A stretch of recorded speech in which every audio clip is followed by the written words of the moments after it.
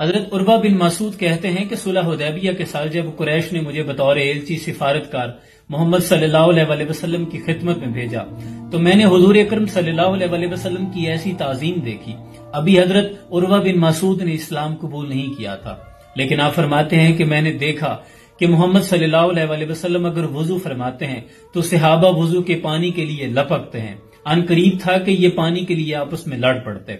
اور میں نے دیکھا کہ محمد صلی اللہ علیہ وسلم جب داڑھی مبارک یا بالوں میں کنگھی کرتے تو وہ کوئی بھی بال زمین پہ نہ گرنے دیتے، اسے تبرک کے طور پر سنبھال لیا کرتے، حتیٰ کہ لعاب دہن مل جاتا تو اپنے چہروں پر مل لیا کرتے۔ اور محمد صلی اللہ علیہ وسلم کی کسی بھی بات کو حکم کا درجہ حاصل ہوتا۔ حضور اگر خاموشی سے بیٹھے ہوتے تو کسی صحابی کو یہ جرأت نہ ہوتی کہ آنکھیں اٹھا کر دیکھ لیتا، اور اگر حضور کوئی بات فرماتے تو صحابہ بڑی خاموشی اور انہماک کے ساتھ تعظیماً سنا کرتے تھے۔ تو یہ عروہ بن مسعود جب دوبارہ اہل قریش میں پہنچے تو جا کر مخاطب ہو کے فرماتے ہیں کہ اے گروہ قریش، میں نے بڑے بڑے متکبر سلاطین دربار دیکھے ہیں، میں نے بڑے بڑے بادشاہوں کی محافل دیکھی ہیں، میں نجاشی، کیسر و کسریٰ کے دربار میں رہا ہوں، تم جانتے ہو، لیکن میں نے کبھی کسی بادشاہ کی اپنے دربار میں ایسی تعظیم نہیں دیکھی جیسی محمد صلی اللہ علیہ وسلم کی اس کے صحابہ کرتے ہیں۔ محمد بن عبداللہ اگر وضو فرماتے ہیں تو صحابہ پانی کے لیے لڑتے ہیں، اگر وہ داڑھی مبارک کو کنگھی کرتے ہیں تو وہ بال زمین پہ نہیں گرنے دیتے،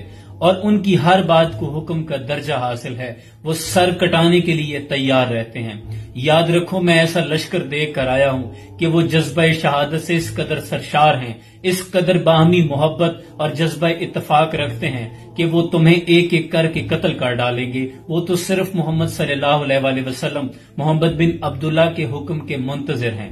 اور یاد رکھو وہ لشکر تم سے کبھی منہ نہیں موڑے گا۔ یہ بات جب ابو سفیان نے سنی تو اسی دن سے اس کی بے چینی شروع ہو گئی تھی کہ حضرت عروہ بن مسعود بڑی دیر سے سفارتکاری کے منصب سر انجام دے رہے ہیں اور ان کا بڑا تجربہ ہے۔